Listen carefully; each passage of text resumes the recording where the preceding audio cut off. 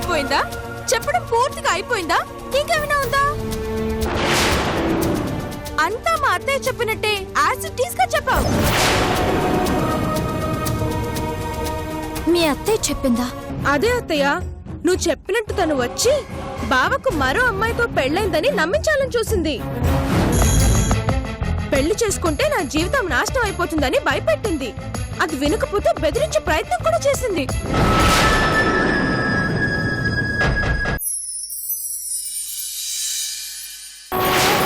ఎక్కడుందో, ఎలా ఉందో, ఎప్పుడొస్తుందో, అసలు వస్తుందో రాదో తెలియని శిరీష కోసం అమ్మను చంపుకోవడం ఇష్టం లేక, అలా అని మహాలక్ష్మిని చేసుకోవడం ఇష్టం లేక క్షణక్షణం ఎంత నరకం అనుభవిస్తున్నానో నాకు ఆ భగవంతుడికే తెలుసు. ఒకవేళ మహాలక్ష్మితో పెళ్ళైపోయాక శిరీష తిరిగి వస్తే తనకే ఆన్సర్ చెప్తా? దానికి నా దగ్గర నిజంగా ఆన్సర్ లేదు. కానీ పెళ్లికి క్షణం ముందు శిరీష వచ్చినా ఈ పెళ్లిని ఆపేస్తా. శిరీష నా భార్య అని అందర్నీ, చివరకు మహాలక్ష్మితో సహా అందర్నీ కన్విన్స్ చేస్తా. కానీ ఆంటీ అర్థం చేసుకోకపోతే? అమ్మ అంత కఠినాత్మురాలు కాదు. నువ్వు శిరీష అనుకుని తను ద్వేషిస్తుందే తప్ప నిజమైన శిరీష ఉందని తెలిసిన మరుక్షణం తను మహాలక్ష్మితో పెళ్లికి ఒప్పుకోదు. మరో ఆడపిల్ల గొంతు కోసే రకం కాదు మా అమ్మ. అమ్మ మనసు నాకు తెలుసు తెలుసు.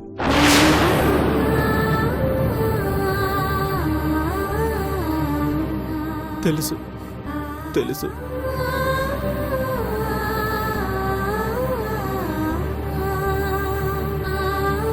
అసలు ఎక్కడున్నావు?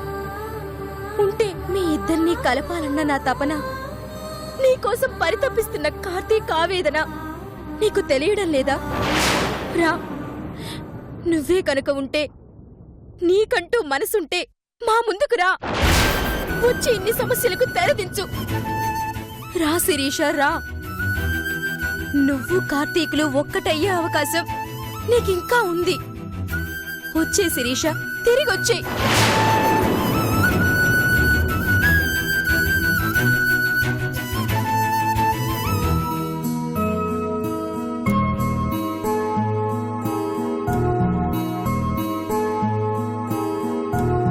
వదిలి గారు, వదిలి గారు!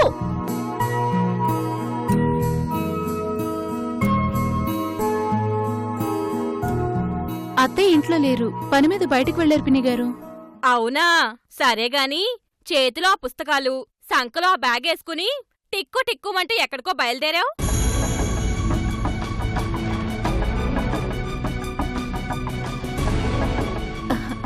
అది యూపీఎస్సీకి ప్రిపేర్ అవుతున్నాను, ఆ కోచింగ్కి వెళ్తున్నాను. యూపీఎస్సీ అంటే? దాని పూర్తి పేరు యూనియన్ పబ్లిక్ సర్వీస్ కమిషన్. ఇప్పుడు చదివితే ఏ ఉద్యోగం వస్తుంది? ఐఏఎస్, ఐపీఎస్లు, అది కలెక్టర్లు లేదా పోలీస్ ఆఫీసర్స్ లాంటి పెద్ద ఉద్యోగాలు చేయొచ్చు. అవునా, అంటే ఇప్పుడు నువ్వు కలెక్టర్ అవుదామనా? అంత పెద్ద గొప్ప ఉద్యోగం చెయ్యాలంటే ఎంత పెద్ద అర్హత ఉండాలి? తంతే ఊర్ల బుట్లో పడ్డట్టు చెడిపోయిన ఆడదాని వచ్చి అదృష్టం కొద్దీ ఇంట్లో పడ్డావు. ఏదో గుట్టు చప్పుడు కాకుండా కాపురం చేసుకోవాల్సింది పోయి తగుదునమ్మా అంటూ ఉద్యోగం చేసి ఊళ్ళో వెళ్దామని బయలుదేరావా? సిగ్గు లేకపోతే సరి. చిచి,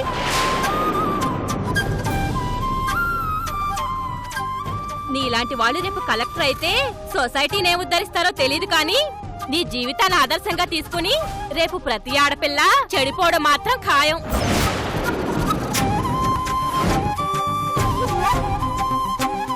పార్వతి,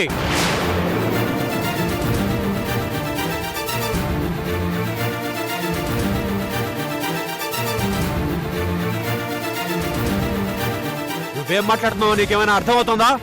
అయ్యో, నేనేం తప్పు మాట్లాడాను? ఉన్నమాటే కదా అన్నాను. ఏంటున్నమాట? జీవితంలో దెబ్బతిన్న ఆడపిల్ల మీద సాటి ఆడదానిగా నువ్వు చూపించే ఆదరణ ఇదేనా?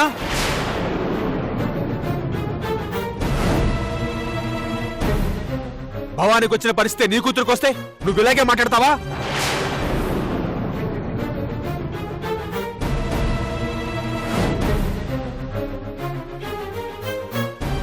మనకో న్యాయం, ఎదుటి వాళ్ళకో న్యాయమా?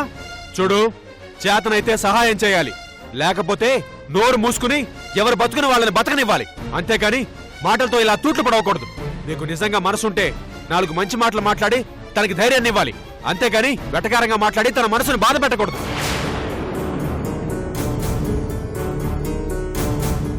అయినా మా ఇంటి విషయాల్లో, మా పర్సనల్ విషయాల్లో తలదొచ్చడానికి మీరెవరు? ఇంకోసారి భవానీ గురించి పిచ్చి పిచ్చిగా మాట్లాడారో మర్యాద దక్కదు. అది కాదన్నయ్య గారు. Get out. రావే పోదాం.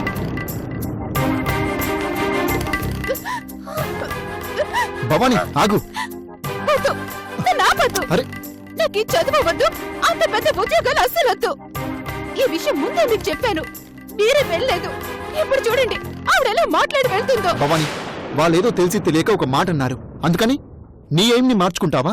మనకి తెలిసి ఈవిడ తెలియకుండా మరింత మంది నా గురించి ఇంత బ్యాడ్ గా మాట్లాడుతున్నారు కదా. తెలిసి తెలిసి వాళ్ళ ముందు తలెత్తుకుని తిరగాలంటే నాకు చాలా సిగ్గుగా ఉందండి. చూడమ్మా భవానీ, ఏనుగులు వెళ్తూ ఉంటే కుక్కలు మురుగుతాయి అంటారు. ఇలాంటి వీధి కుక్కల మాటలు నువ్వు పట్టించుకోవద్దమ్మా. నీ పనులు నువ్వు చేసుకుంటూ నువ్వు ముందుకు సాగిపోవాలి.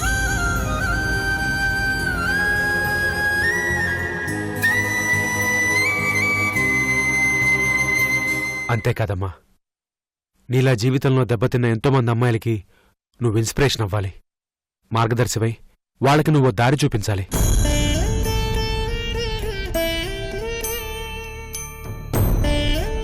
నీలా కష్టాలు పడ్డ ప్రతి ఆడపిల్ల తలెత్తుకునే స్థాయికి నువ్వు ఎదగాలి. అప్పుడే ఇలాంటి వాళ్ళు సిగ్గుతో తలదించుకుంటారు.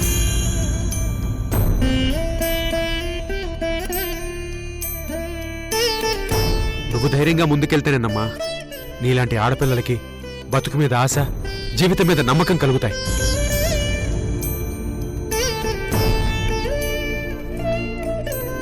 అయినా ప్రిలిమ్స్ అంత బాగా రాసి నువ్వు మెయిన్స్ రాయను వండంలో అర్థం లేదమ్మా. నువ్వు అలా చేస్తే ఇన్నాళ్ళు నువ్వు పడ్డ శ్రమ వేస్ట్ అయిపోతుంది.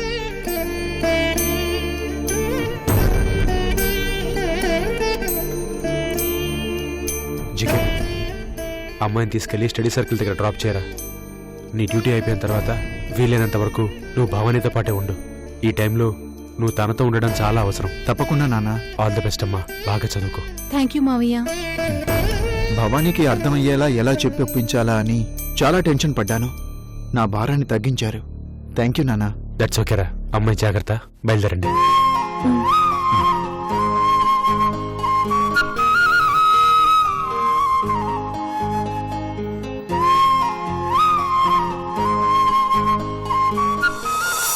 Uncle, uncle, uncle, uncle, uncle. Sandhya, I'm here.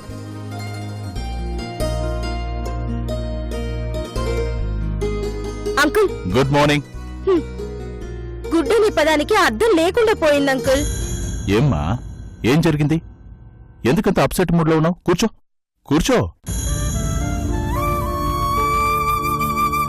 ఇంకా ఏం జరగాలి అంకుల్? అవతల మహాలక్ష్మితో కార్తీక్ పెళ్లి పీటల దాకా రాబోతుంది. వచ్చే 6వ తారీఖునే పెళ్లి. ఏం చేయాలో పాలుపోవడం లేదంకుల్.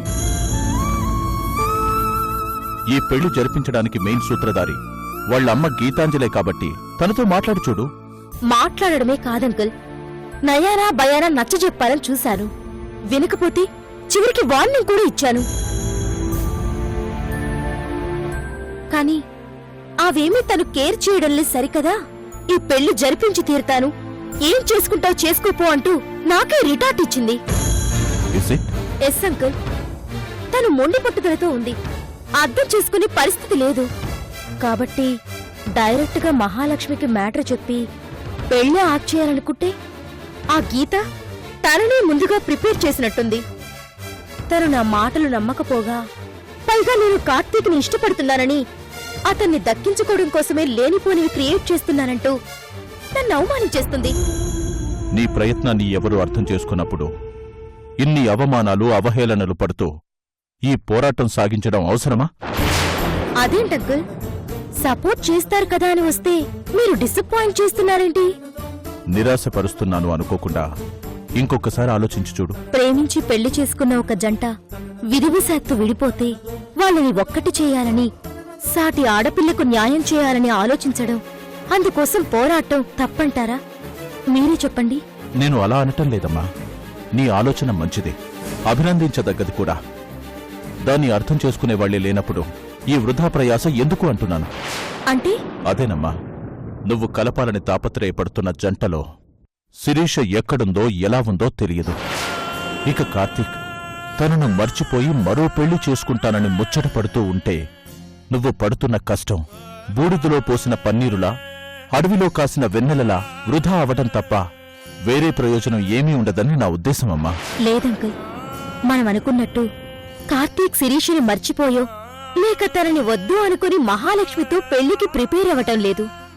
వాళ్ళమ్మ చస్తానని బెదిరించి బ్లాక్మెయిల్ చేసింది కాబట్టి తల వంచాడు. అయినా చివరి క్షణం వరకు శిరీష కోసమే ఎదురు చూస్తూ ఉంటాను అని కూడా నాకు మాటిచ్చాడు. ఓకే, గుడ్డి కన్నా మెల్ల బెటర్ అంటుంటారు కదా. అలానే అతను శిరీష కోసం ఎదురు చూడ్డం కొంచెం హోప్ఫుల్గానే అనిపిస్తుంది. కాని ఇన్ని రోజులుగా రాని శిరీష ఇప్పుడొస్తుందన్న నమ్మకం ఏంటి?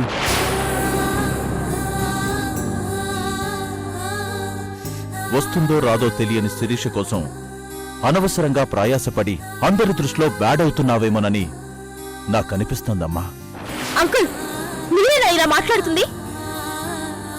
అవునమ్మా, ప్రాక్టికల్గా ఆలోచించి చూడు, నీకే అర్థమవుతుంది. శిరీష రావాలని, వాళ్ళొక్కటవ్వాలని నాకు ఆశగా ఉంది. అందుకోసం మనం చేయని ప్రయత్నాలంటూ లేవు.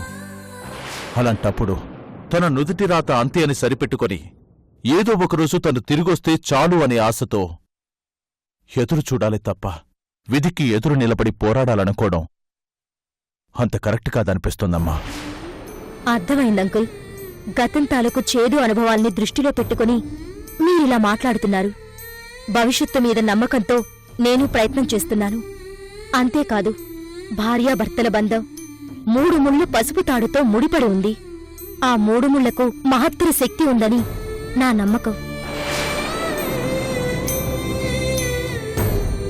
ఆ శక్తి శిరీషను కార్తీక్ని ఒక్కటి చేసి తీరుతుంది అని అనుకుంటున్నాను.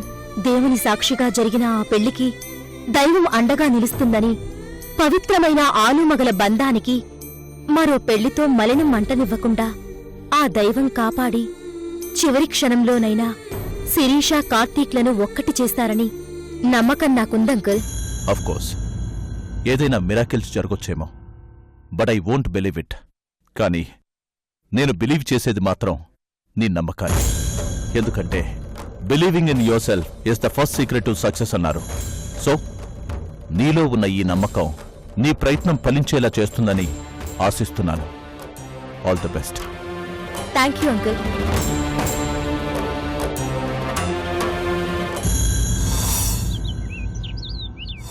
గౌరీ, గౌరీ, ఏంటమ్మా? నీకిష్టమని పూతరేకులు తీసుకొచ్చాను, తీసుకో. వద్దమ్మా, నీకు ఈ వంట చాలా ఇష్టం కదా. నాకిష్టమని ఎదుటి వాళ్ళను కష్టపెట్టకూడదు కదమ్మా.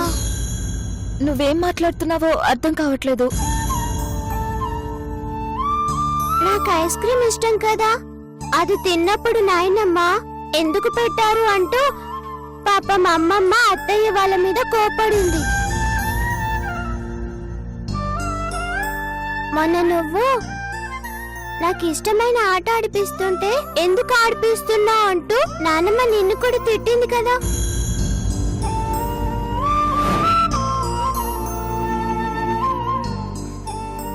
అందులో నానమ్మ తప్పేం లేదమ్మా. నాకేమైనా అవుతుందేమోనని నానమ్మ భయం. పాపం నానమ్మ తన ఆరోగ్యం కంటే నా ఆరోగ్యమే ముఖ్యం అనుకుంటుంది. నానమ్మ నా గురించి అంతా ఆలోచిస్తుంది కదా.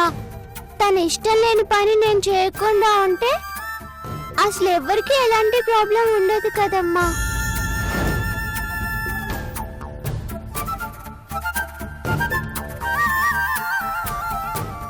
నానమ్మ ఫీల్ అవుతుందని ఇప్పుడు ఇవి తినవా? తినను. ఇవే కాదు, నాకిష్టమైనవేవి తినను. అంతేకాదు, నానమ్మకు నచ్చని పని ఏదీ చేయను.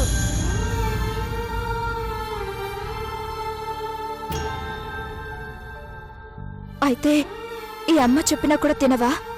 ఆహా తినను. అంటే అమ్మ బాధపడినా పర్వాలేదా? అలా అనకమ్మా. నువ్వు బాధపడితే ఓదార్చడానికి నాన్నున్నాడు, కానీ పాపం నానమ్మ బాధపడితే ఓదార్చడానికి తాతయ్య కూడా లేడు.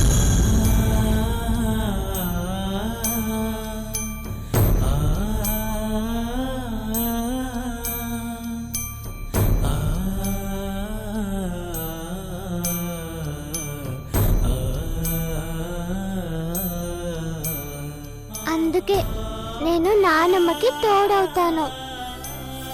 నేను నానమ్మ చెప్పినట్టే వింటాను. నానమ్మ పెట్టిందే తింటాను. నానమ్మకు నచ్చినట్టే ఉంటా.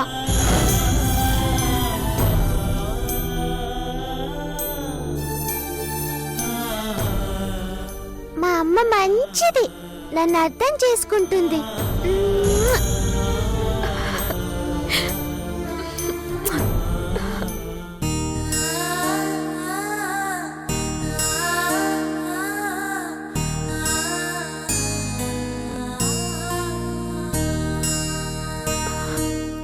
ఈ వయసులోనే ఆ దేవుడు నీకెంత మంచి మనసు ఇచ్చాడు తల్లి.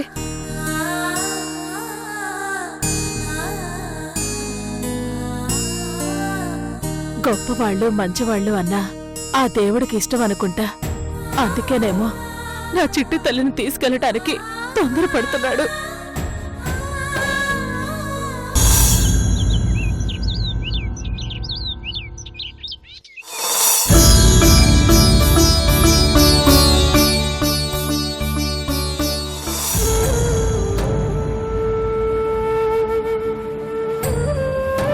అమ్మా అన్నపూర్ణేశ్వరి భవతి భిక్షాందేహి.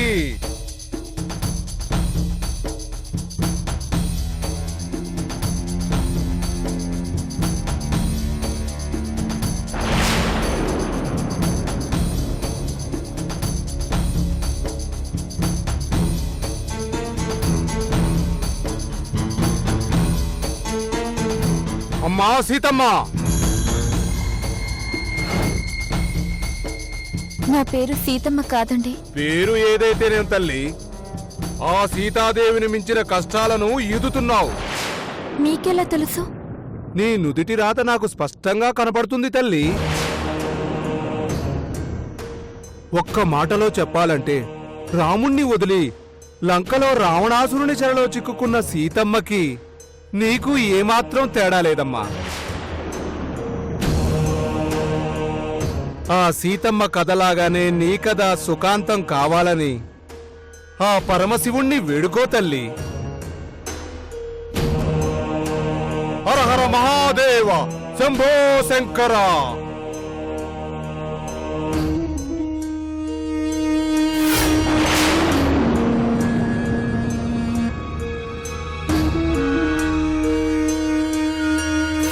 నీకు దండం పెడతాను, మా శైలజను వదిలేయమ్మా ప్లీజ్. మా కూతురికి ఇష్టం లేని పని మేము ఎప్పటికీ చెయ్యంగాక చెయ్యం. అమ్మా అమ్మా శైలజ, మేమేమైపోయినా పర్వాలేదమ్మా. మా కోసం నువ్వు మాత్రం ఈ పెళ్లికి ఒప్పుకోవద్దమ్మా. ఏ ఆడపిల్లకైనా పెళ్లితో 100 ఏళ్ల జీవితం మొదలవుతుంది, కానీ నాకు పెళ్లితో 100 ఏళ్ళు నిండబోతున్నాయి.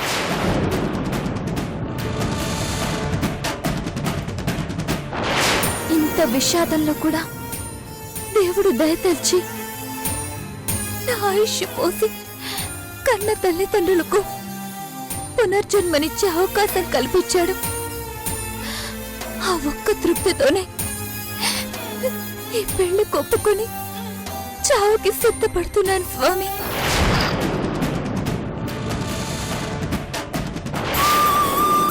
అమ్మా నాన్న మిమ్మల్ని చూడకుండానే, మీరు ఎవరో తెలియకుండానే నేను అనాథలానే కన్ను మూస్తానేమోనని భయపడ్డాను. కానీ ఇక ఇప్పుడు ఆ భయం లేదు. మీ కళ్ళ ముందే తృప్తిగా కళ్ళు మూస్తానన్న ఆనందం ఉంది.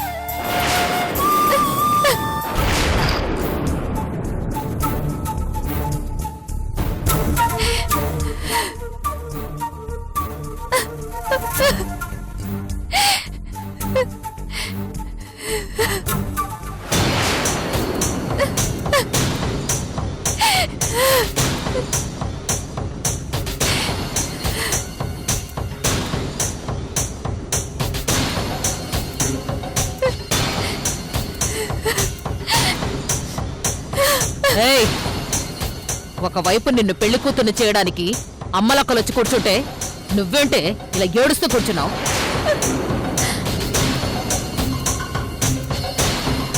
నువ్విలా ఏడుపు కొట్టు మొహం పెట్టుకుని కూర్చుంటే ఇష్టపడి పెళ్లి చేసుకుంటున్నావని ఎవ్వరూ అనుకోరు.